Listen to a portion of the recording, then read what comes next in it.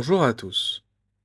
Aujourd'hui, on va s'intéresser à une pratique spirituelle à la fois très simple dans sa forme et pourtant profondément exigeante dans sa profondeur. Il s'agit de la prière du cœur, aussi appelée la prière de Jésus. C'est une forme de prière méditative issue du christianisme oriental, qui traverse les siècles et qui continue encore aujourd'hui à nourrir la vie intérieure de nombreux croyants.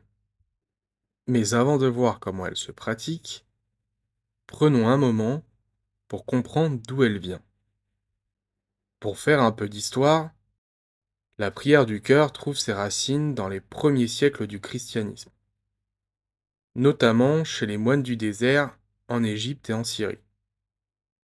Ces hommes cherchaient une manière de vivre, une prière continue qui ne s'arrête pas aux mots prononcés, mais qui accompagne toute la vie intérieure. Et peu à peu, cette recherche va se structurer et se transmettre. On la retrouve ensuite dans la tradition orthodoxe à travers un courant spirituel appelé l'hésychasme, centré sur le silence intérieur. Des figures importantes, comme Grégoire Palamas, ont contribué à préciser la dimension théologique et spirituelle. Un texte fondamental de cette tradition est la Philokalie, une collection d'écrits qui décrit en détail cette pratique et son approfondissement. Maintenant que le cadre historique est posé, voyons concrètement comment cette prière se pratique. Concrètement, la prière du cœur repose sur une phrase très simple. Seigneur Jésus-Christ, Fils de Dieu, aie pitié de moi, pécheur. Au début, cette phrase est répétée volontairement. On la prononce lentement, parfois en lien avec la respiration, en ramenant l'attention chaque fois que l'esprit s'échappe.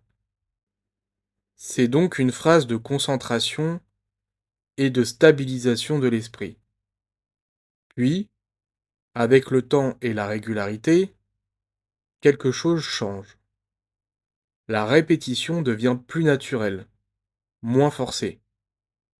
La prière commence à s'installer en profondeur.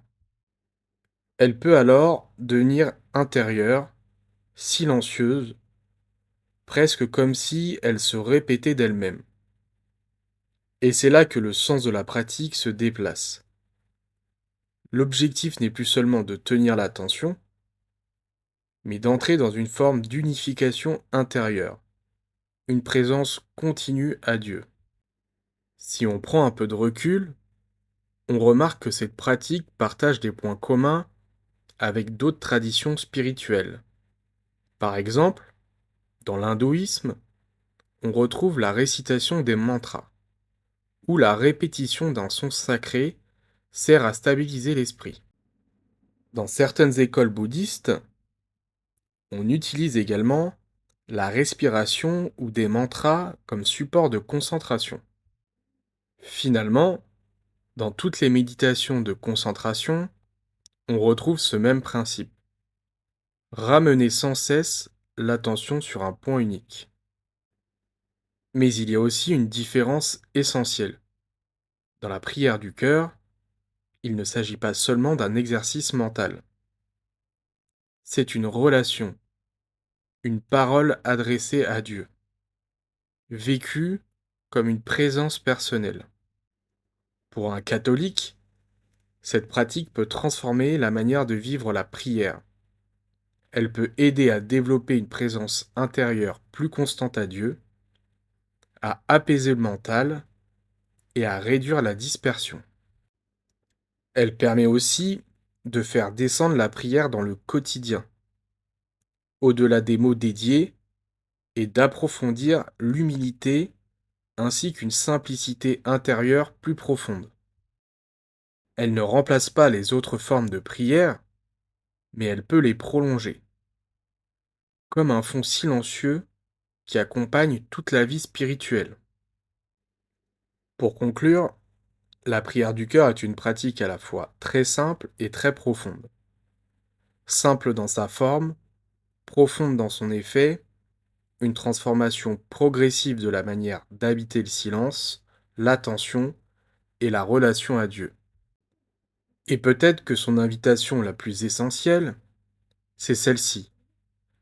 Apprendre à laisser la prière ne plus seulement être un moment, mais de devenir une réelle présence.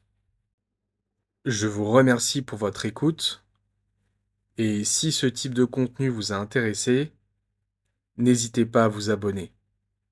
À bientôt pour un prochain épisode.